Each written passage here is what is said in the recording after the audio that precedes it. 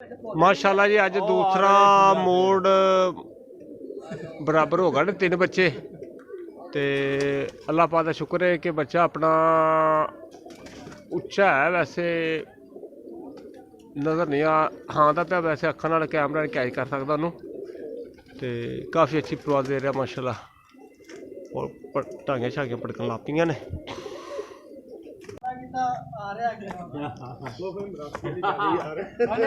आ जाएगा टेंशन ना लो, अल्लाह खैर करे। भड़काओ ने क्या भड़काओ, वीडियो बना रहे हाँ। इत्थे लो नज़ारे, इधर वेखो दूजे बच्चों का माहौल भी। आ जाओ आ जाओ आ जाओ आ जाओ फटाफट आ जाओ, मिनट मार जाओ, इन्हें ताला ला देना असी।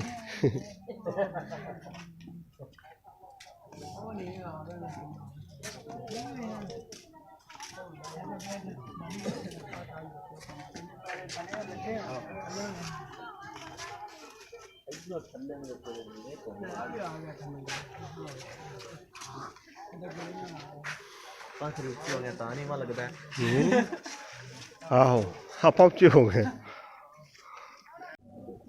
कितने कर गया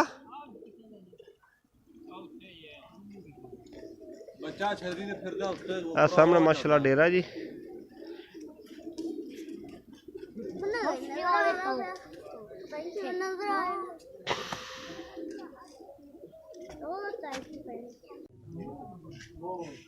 दोस्तों दुआ करो, टाइम भी ओवर हो रहा और बच्चा भी जड़ा ना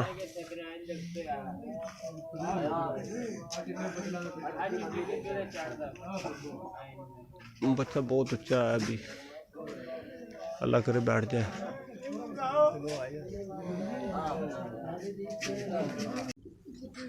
माशाल्लाह जी टाइम तकरीबन कितना हो गया सोने, टाइम कितना होया बाद जफे पाया तो पर टाइम कितना होया हाँ 7:18।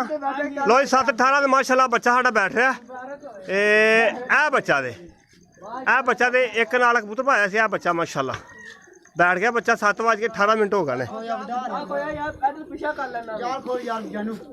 लाइट भी चली गई सी।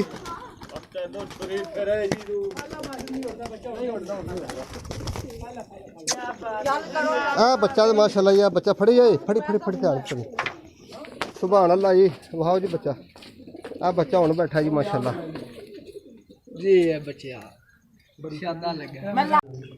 माशाल्लाह जी बच्चा हुण बेहतरीन बैठा है और बहुत ऊंचाई दे विच हैगा सी शाम टाइम ते उत्तों लाइट भी चली गई माशाल्लाह। हुण बच्चा बैठा है 7:18 ते 7:18 का बैठा था कल 7:16 का 7:18 थे।